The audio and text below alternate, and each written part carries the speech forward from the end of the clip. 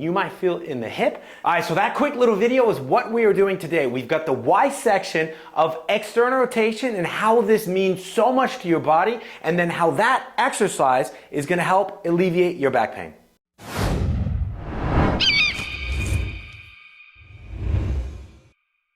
All right, so the hip opener position, the next video that you're gonna see after this, so if you don't wanna hear this little why about external rotation, feel free to move forward with the chapters below. However, the law of external rotation matches this exercise perfectly, because as you're gonna see in the video, I explain about how that stretch is actually the half position of a squat. When a joint goes into flexion, think about if you're going to grab someone by the collar or like be in a judo competition. You naturally want to externally rotate your shoulder. But why?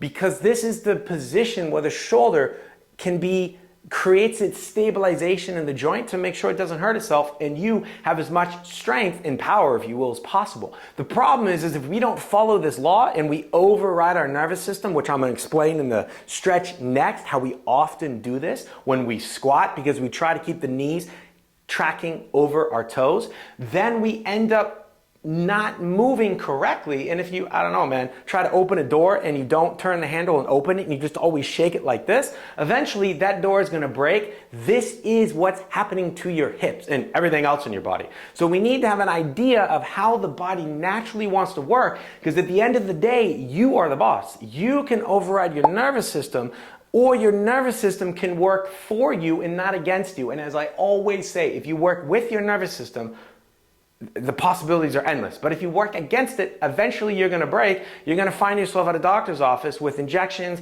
pain medication, solutions that tell you to stop doing everything, versus the simple solution of just understanding your body, doing what you need to do, and getting back to life. All of these concepts are explained in all of my online programs below. So if you're interested in more, check the link out below. And if not, let's go straight to the exercise. All right, so this is the hip opener position. I'm going to change my position a few times so you can see what I'm doing, but basically I've got both my hands on the inside. I'm not like this, which I'm going to explain why in a second, and you don't need to have your knee in the air. I want it relaxed on the ground. So what I want you to do in this case is take your left foot, put it forward, set it down.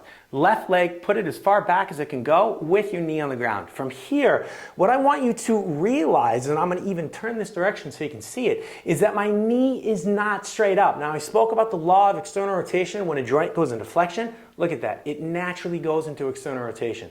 The great thing with this stretch is it ends up mirroring half a position of a squat. So that means the end position of your squat should look like this, not that. So from this stretch here, not only can you work on the mobility and the flexibility that you need, but you can also see what the end position of your squat looks like. So if you're forward like this in this stretch, well then we know that your knees are coming too far forward in the squat.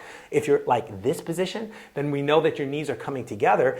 And if you're like completely open, it's also too extreme. So here you can just get an idea of what the end position of A, your squat should look like. B, you can get a very nice stretch within the hip capsule, the hip flexor, all the muscles that we need to stretch anyways in order to do a better deep squat. And you can practice this without what would you say? The tension of bad technique destroying your hip and your knees and your ankles. So this is just a great way to open up that area, practice what you need to practice, and let your body find your tightness. I like to call these positional stretches for exactly that reason, because this is going to allow your body to find out what's tight, what needs to open up. If you're able to drop down, if you're able to walk out, whatever you need to do, your body will find the issues that it needs to work on. Maybe you and your best friend both have an issue with deep squats in this stretch. However, you both might feel it in the different position. You might feel it in the hip. The other person might feel it in their hip flexor. And a little extra credit piece for you is what you can do while you're in this position is I've got my left leg up. I'm going to take my left elbow and I'm going to kind of get it next to my foot, because what I want to do is I want to take my elbow and I want to jam it into my groin basically.